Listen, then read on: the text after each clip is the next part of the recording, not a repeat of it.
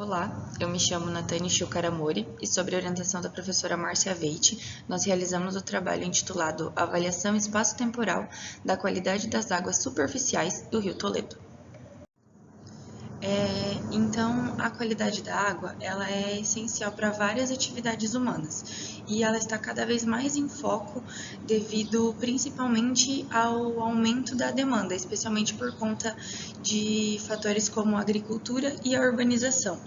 Então, o monitoramento ambiental ele é uma ferramenta-chave para conseguirmos avaliar a qualidade das águas superficiais, com enfoque nas áreas que são mais impactadas hoje pelas atividades agrícolas e industriais.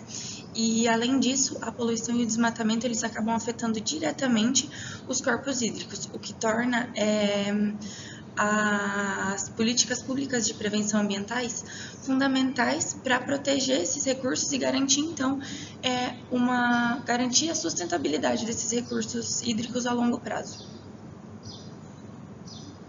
Como objetivos, então, esse estudo buscou correlacionar os resultados obtidos com a presença de matéria orgânica e o excesso de nutrientes no corpo hídrico, investigar a relação dos resultados obtidos com as ações antrópicas observadas ao longo do curso do rio e também comparar os resultados obtidos com os valores que são hoje estabelecidos pela legislação ambiental vigente.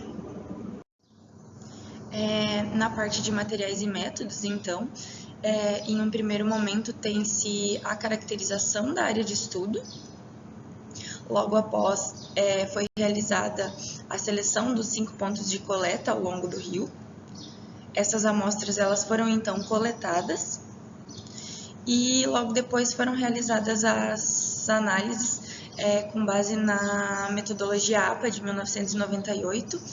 E, dentre as análises realizadas, pode-se destacar o potencial hidrogênio-iônico, pH, o oxigênio dissolvido, fósforos, fosfato total e ortofosfato, nitrogênios, o nitrogênio amoniacal e o nitrito, a temperatura, a turbidez, a condutividade elétrica e os sólidos dissolvidos totais.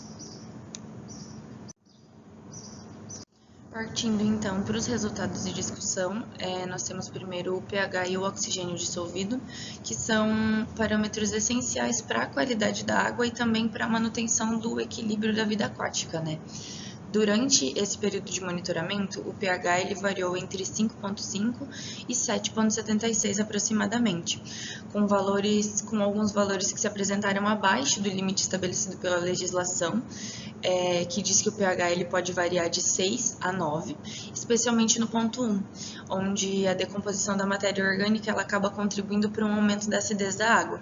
Já os níveis de oxigênio dissolvido eles acabam sendo importantes para a respiração dos micro-organismos e fotossíntese das algas, E eles variaram entre aproximadamente 7,16 e 11,67 miligramas por litro, mantendo-se dentro dos padrões que hoje são estabelecidos por legislação, que devem ser superiores a 5 miligramas por litro.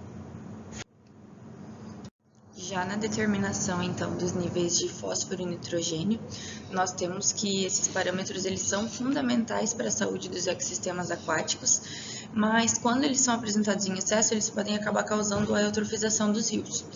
Então, aqui no primeiro gráfico, nós temos que o fosfato ele acabou superando o limite permitido pela legislação vigente, que hoje é de 0,1 miligrama por litro, principalmente em alguns meses no ponto 4 e de forma bem efetiva no ponto 5, e isso reflete então o impacto do despejo de esgotos e fertilizante na foz do rio. O nitrogênio, por sua vez, no gráfico abaixo do fosfato, ele também apresentou algumas elevações, com um valor máximo de 2,35 miligramas por litro no ponto 5, mas ainda assim ele se manteve dentro do limite estabelecido por legislação, que hoje é de 3,7 miligramas por litro. O nitrito ele também se manteve dentro dos limites, o seu limite é de 1 miligrama por litro, apesar de terem havido algumas variações sazonais no parâmetro.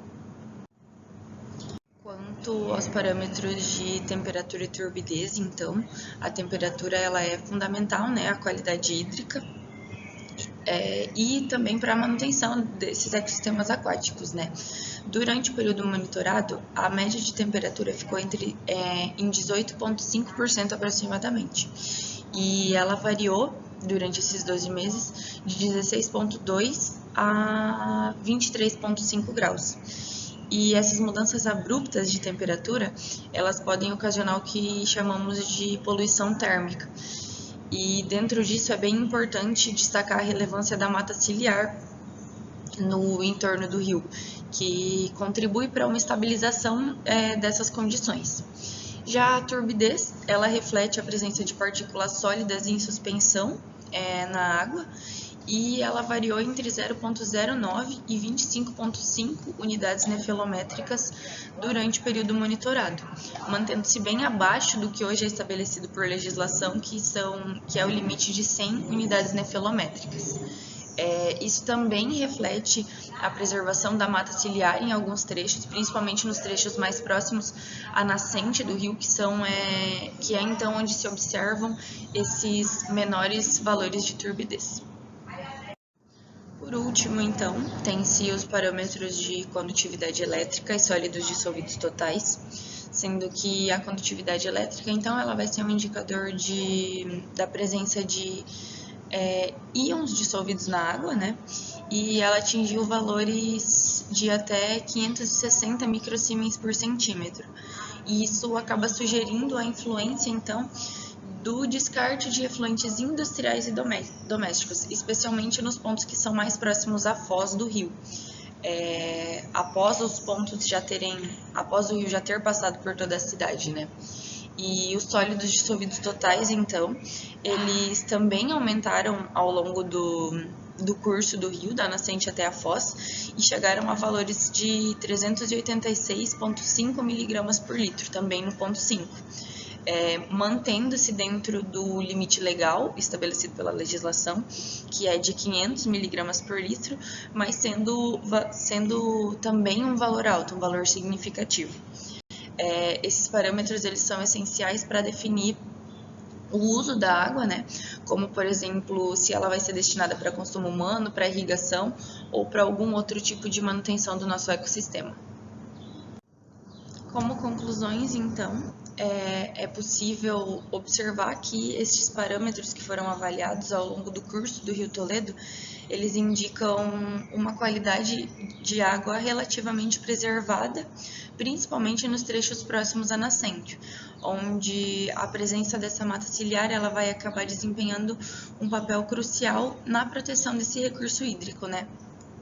Porém, os pontos mais afetados pelas atividades humanas, eles apresentaram elevações em parâmetros como a condutividade elétrica, o fósforo e a turbidez.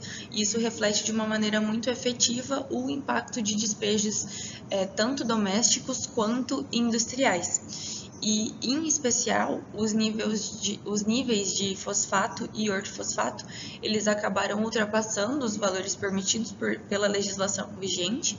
Isso reforça, então, a necessidade que hoje nós temos de uma gestão ambiental mais rigorosa nessas áreas impactadas, mais rigorosa dentro das cidades para a manutenção desse ecossistema. E isso vai ser essencial, então, para garantir a recuperação da qualidade da água ao longo de todo o rio, especialmente nessas regiões que são mais vulneráveis e suscetíveis a essas ações antrópicas. Fica aqui o meu agradecimento, então, à UniOeste e ao CNPq pela bolsa concedida para a realização dessa pesquisa, à minha orientadora Márcia Veite e a toda a equipe do Projeto Rio Toledo. Obrigada!